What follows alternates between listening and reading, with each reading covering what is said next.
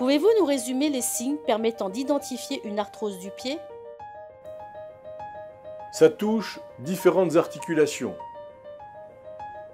au niveau des orteils et au niveau de la cheville. La plupart du temps, c'est le premier orteil qui est concerné. Il y a apparition d'une détérioration progressive du cartilage de l'articulation qui va perturber le fonctionnement normal. Ça se présente sous la forme d'une déformation au niveau du gros orteil. Il va être penché vers les autres et sa base augmente de volume. Pas de signe particulier pour l'arthrose de la cheville. Sinon, une douleur et parfois un gonflement. Mais toujours l'apparition de raideur et de gêne fonctionnelle. Difficulté à mouvoir les articulations, particulièrement lors de la marche, avec apparition de douleurs au fur et à mesure de la journée. Ce sont des douleurs mécaniques, elles vont disparaître quand l'articulation n'est plus en activité, lorsqu'elle est au repos.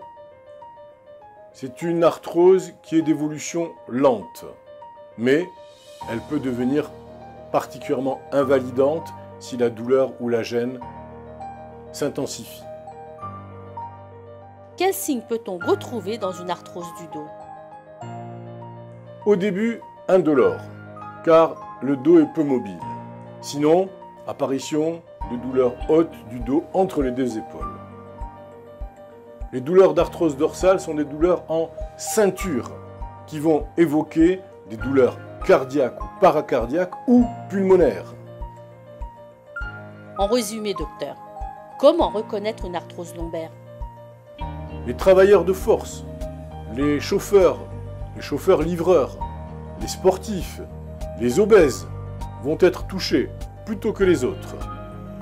Ces douleurs lombaires d'origine donc arthrosique, disco-arthrosique sont situées dans la partie basse, médiane ou en barre. Ces douleurs sont d'allure mécanique, maximale le matin et le soir, et aggravées par le mouvement. Elles peuvent entraîner une gêne pendant le sommeil. Les signes cardinaux sont la limitation des mouvements de la colonne vertébrale, flexion antérieure, flexion latérale ou extension. On pourra trouver des irradiations douloureuses, dites des radiculalgies, qui sont présentes dans près de 50% des cas. Ce sont les sciatiques, les névralgies crurales ou les méralgies, qui veulent dire douleur de la cuisse.